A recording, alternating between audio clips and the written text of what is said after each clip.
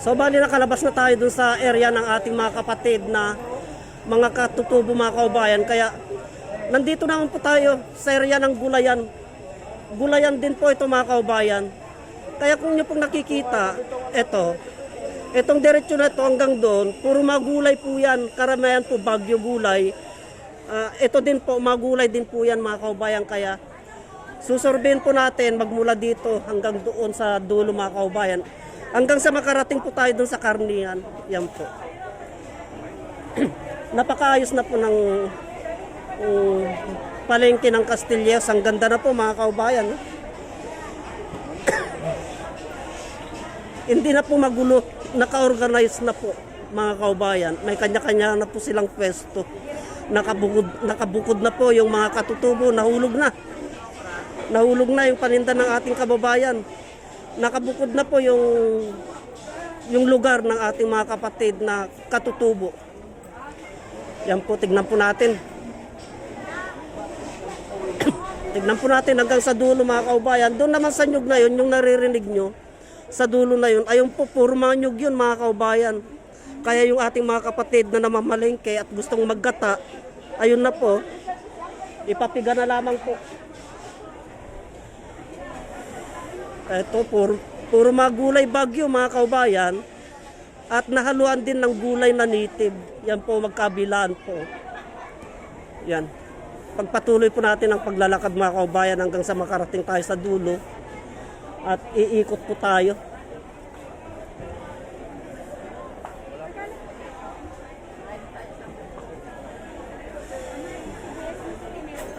So, mas marami pong tao mga kaubayan dun sa lugar ng ating mga katutubo. Mas marami pong tao mga kaubayan na umalengke dun sa lugar ng ating mga kapatid na mga katutubo kaysa dito. So, kasi yung mga paninda nila dun mga kaubayan ay mga native eh.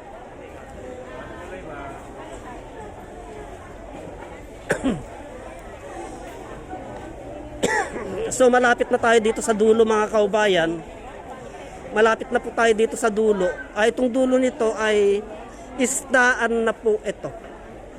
Isdaan na po yan. Yung ating nakikita na yan mga kaubayan. Kaya nakabukod po ang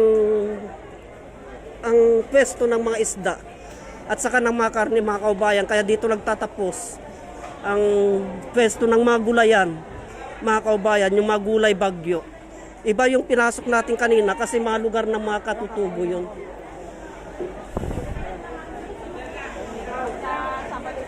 Kaya hanggang dito na lamang po nagtatapos yung kanya mga kaubayan, itong pwesto ng mga gulayan.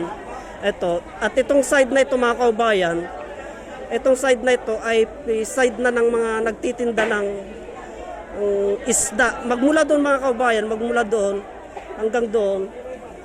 At doon sa kapilang side na yun mga kaubayan, ay karnihan naman po yun. Kaya susurbin po natin ito mga kaubayan. Tara na po. Pagmasdan po natin ang kaayusan at kagandahan ng paumalengke ng ating mga kaubayan dito sa lugar ng Castillejos. Mapayapa po, tahimik po mga kaubayan.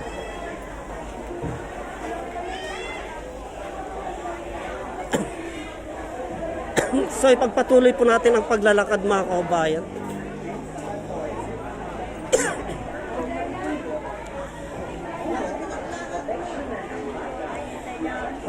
Meron po tayong nakita dito mga kaubayan. Lapitan po natin kung ano itong promo na ito. At pinagkakaguluan. Ito yung karnihan mga kaubayan. Yung karnihan. Yan po.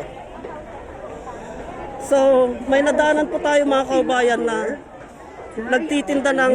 Bali ito ang kanilang promo mga kaubayan. No? Ito ang kape na may benepisyo sa kalusugan. Yan po ang kanilang promo, yung walang kabog sa dibdib, pang-massage therapy. at walang diabetes. Tignan po natin kung ano itong produkto nila na ito mga kaubayan. Water, steer, enjoy and relax. Choose coffee with health. Ito po mga kaubayan, ito po ang ang kanilang mga ipinoprodukto, kondisyon sa puso, allergy. Bali ito pong product nila mga kaubayan, O Plus Oil. O Plus Oil. Proteksyonan ang baga laban sa Yan po. binabalanse ng ginseng oil ang pH balance ng dugo. Kaya yung ating mga kaubayan na may problema sa dugo, katawan, apdo, pumunta lamang po dito mga kaubayan. Dito lamang po sa gilid ng isdaan mga kaubayan. Nandito po sila. Yan po.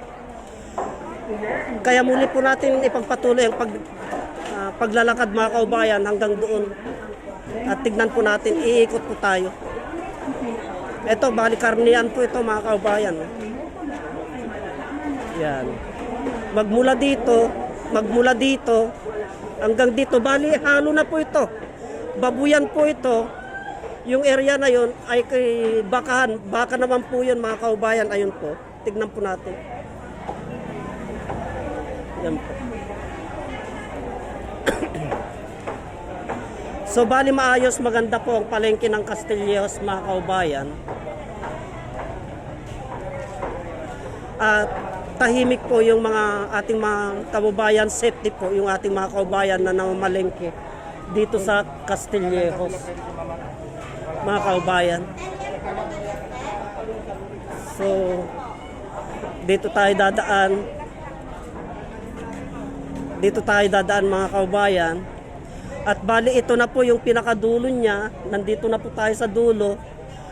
Kaya eto, silipin muna natin kung ano ito. Wetting outlet naman po pala ito mga kaubayan. Kaya dito na lamang po magtatapos ang ating videos mga kaubayan. Antabayanan nyo po yung mga live nito mamayang gabi, alas 7 ng gabi mga kaubayan. At kung ano man po ang mga mangyayari o kaganapan dito sa lugar ng Castillejos ay mapapanood nyo po sa live ito mamayang bandang alas 7 ng gabi mga kababayan. Subaybayan nyo po ang mga videos na ito. Itong aking pagmimisyon dito sa lugar ng Castillejos. Hanggang dito na lamang po at marami pong salamat.